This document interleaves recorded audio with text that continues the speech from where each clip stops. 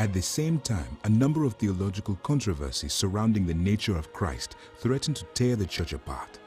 Councils were called to resolve the disputes, but their rulings did not result in the desired unity. The Nestorian and Monophysite Christians were deemed heretics and split away from the church.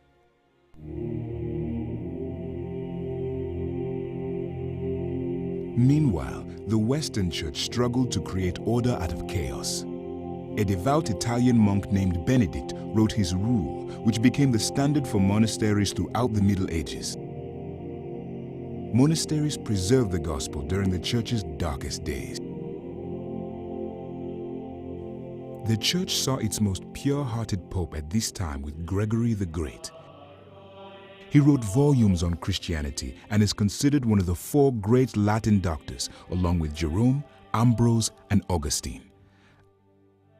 After seeing blonde-haired Anglo slaves in a Roman slave market, he sent missionaries to their homeland to preach the gospel, the first step on the long road to the conversion of what is today England.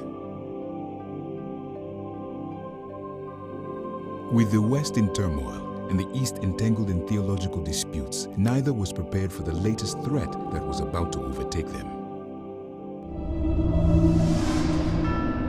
In the 7th century, Islam roared out of the Arabian Peninsula with lightning speed.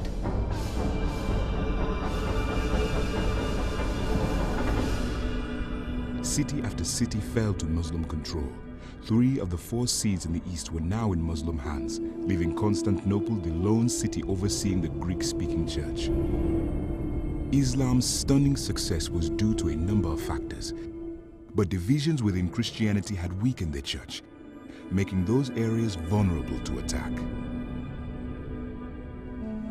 Islam made the dire situation in the West even worse.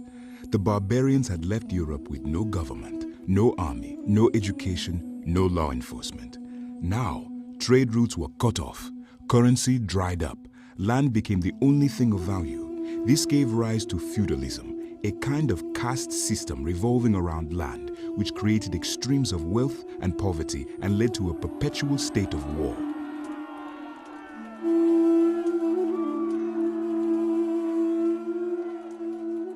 Most people were certain it was the end of the world.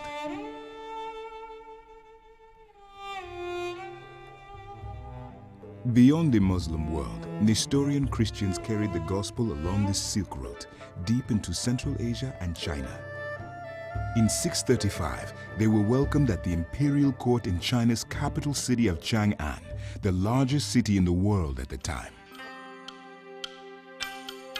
The Nestorian Church enjoyed 200 years of success until they were wiped out in a wave of persecution in the 10th century. Thus, Christianity has been in China for as long as Buddhism has been in Japan.